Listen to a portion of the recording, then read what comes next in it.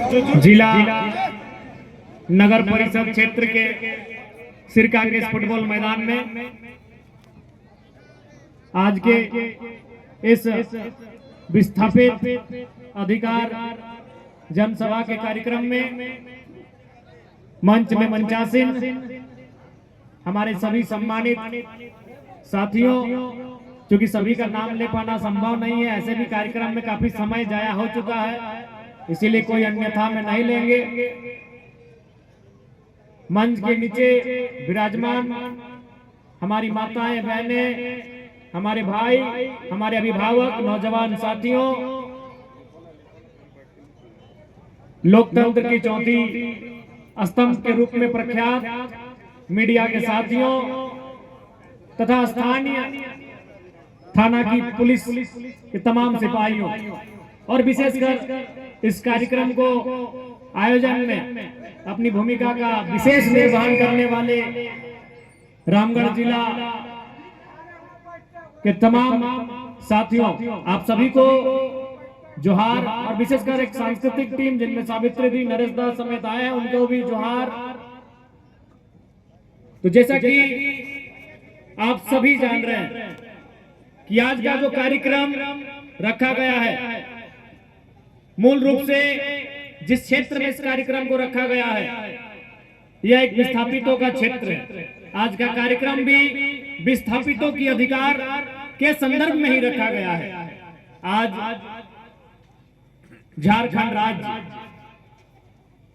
विस्थापन की अगर बात करें तो विस्थापन केवल झारखंड राज्य की समस्या नहीं है।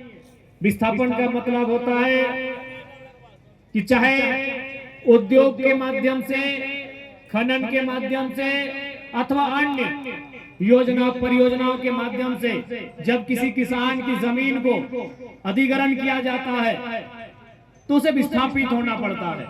यानी विस्थापन का दंश, विस्थापन का दर्द, विस्थापन की पीड़ा अपितु केवल झारखंड ने नहीं पूरे विश्व ने देखा है।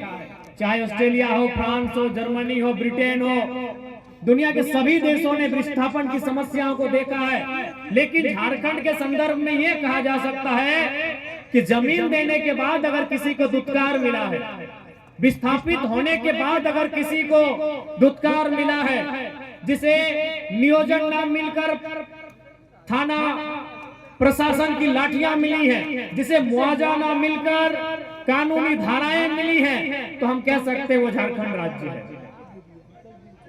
विस्थापन हर एक देश में होता है, विस्थापन इस देश के बाकी राज्यों में भी होता है, लेकिन जब झारखंड की बात आती है तो कहीं ना कहीं इस बात को मानना होगा, इस बात को हमें स्वीकारना होगा कि विस्थापितों को न्याय की बात आए, चाहे वो आपका रामगढ़ हो या बगल में हजारीबाग का बड़का गांव। आज ऐसा प्रतीत होता है जैसे मानो कि विस्थापित अपने जमीन देने के बाद, अपने खेत खलिहानों को देने के बाद भी आज अपने हक और संघर्ष की लड़ाई को लड़ रहे हैं।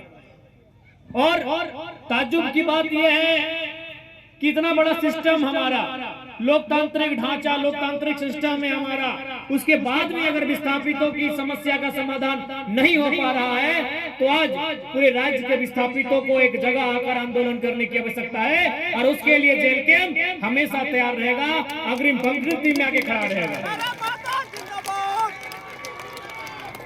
आपने कुछ दिन पहले, आप बिल्कुल विशेषकर जो यहाँ पत्रकारिता से जुड़े लोग बैठे हैं, जो एकेडमिक लोग बैठे हैं, उनको थोड़ा सा समझना चाहिए। आपने सुना होगा और आपने देखा भी होगा कि कुछ दिन पहले बूढ़ा खाप में जो आलोक स्टील प्राइवेट लिमिटेड जो स्पंज कंपनी है, जिसके माध्यम से प्रदूषण किया जाता है, वहां हमारे एक साथी हैं सुरेंद्र जी, जिन्होंने उनके उस प्रदूषण पर जाकर उजागर किया।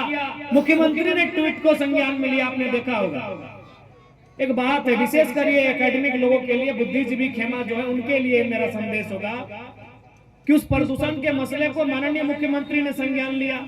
उन्होंने ट्वीट किया, उपायुक्त यानी जिला के जो सर्वोच्च पदाधिकारी होते हैं, उन्होंने माननीय मुख्यमंत्री जो इस राज्य के मुखिया होते हैं, इस राज्य की विधि व्यवस्था के निर्माण टीम के प्रमुख होते हैं, उस शख्स ने जिला के सर्वोच्च पदाधिकारी यानी रामगढ़ जिला उपायुक्त को ट्वीट किया, क्या वहां कंपनी ने प्रदूषण करना बंद किया?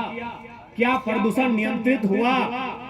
ये मैं जनता को नहीं कहूंगा, जनता तो भोली भाली है। चलिए, इनको लगता है कि जो नेता कह रहे हैं, मीडिया बंधु ये सवाल आपसे, क्योंकि हम हमेशा कहेंगे कि प्रेस और पॉलिटिक्स दोनों अलग, ठीक है, दोनों का मकसद एक होना चाहिए, देश की भलाई, आम जनता की भलाई, लेकिन हमारी धाराएं अलग होनी चाहिए। आपका काम होना चाहिए, अगर हम गलत करेंगे तो उसको एकदम ईमानदारी पूर्वक उजागर करिए। अब मैं जनता के लिए नहीं कर रहा हूं, प्रेस के बंधुओं, मुख्यमंत्री ने संज्ञान में लिया, डीसी को ट्वीट किया, क्या प्रदूषण रुका?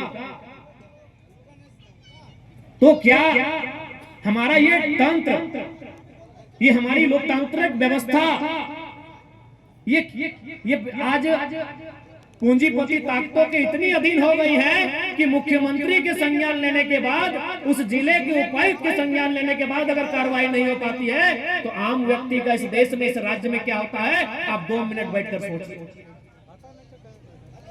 सोचिए, आप 2 मिनट बैठकर कि मुख्यमंत्री ने उसको संज्ञान में लिया, उपायुक्त को जाकर उन्होंने कहा इस पर कार्रवाई करें, इस पर रिपोर्ट तैयार करें। बिल्कुल, आज वही उसी क्षेत्र के लोग बैठे हैं, उसी क्षेत्र की कई माताएं बहनें आई हैं, उसी क्षेत्र के नौजवान आए हैं, तो बताएं क्या वो प्रदूषण कम हुआ?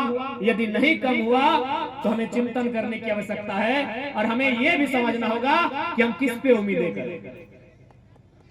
जिसको रखवाली का जिम्मा मिला है, जो हमारी रखवाली का जिम्मेदार है, जो हमारे पहरेदार हैं, अगर वो हमारी पहरेदारी नहीं कर पा रहे हैं या फिर उनकी सुनी नहीं जा रही है, इस राज्य में मुख्यमंत्री की नहीं सुनी जा रही है, तो आम व्यक्ति की कितनी सुनी जा रही है?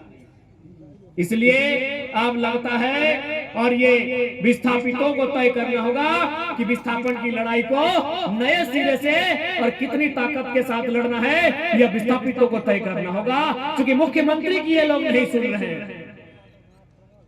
लोग तो अंदर खाने ये भी कहते हैं कि भले हम और आप, यानी जनता जनार्दन, जिनके पास इस राज्य में करोड़ों के मतदाता हैं, जिनके पास एक भीड़ है, आप भले अपने वोट से सरकार डिसाइड करते हैं, लेकिन लोग कहते हैं अलोका स्टील कंपनी के जो मालिक हैं, क्या नाम है, श्रीमान रोंटा, वो अपने अर्थ से, हम अपने मत से सरकार को डिसाइड करते हैं, वो अपने अर्थ से सरकार का बनना और बिगड़ना डिसाइड करते हैं, ऐसा लोग कहते हैं। अर्थ यानी पैसा, यानी करोड़ों लोग जो वोट देकर सरकार बनाते हैं, 2-4 लोग। रोंगटा जी के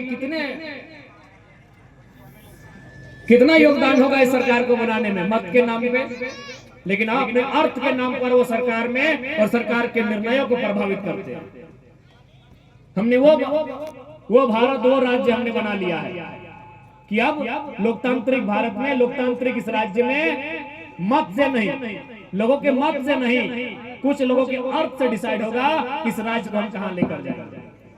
ये बहुत ही गंभीर बात है, ये बहुत ही चिंता का विषय है। आने वाले दिन इसका खामियाजा मध्यम वर्ग को, इसका खामियाजा गरीब, गांव, किसान, मजदूर को झेलना पड़ेगा। इसलिए अभी समय है, अभी कम से कम हम बोल पा रहे हैं, अभी कम से कम सही को सही, गलत को गलत कहने का हम साहस रख पा रहे हैं। इसलिए हम लोग स्पष्ट कहना चाहेंगे, जेल कैंप का उपज ही आंदोलन के माध्यम से हुआ है, और विस्थापितों के मामले में अगर सबसे मुखर कोई रहा है तो जेल कैंप रहा है। हम लोग आगे भी अग्रिम पंक्ति में खड़े होकर विस्थापितों की लड़ाई को लड़ेंगे, बशर्ते आपका सहयोग, आपका साथ होना चाहिए।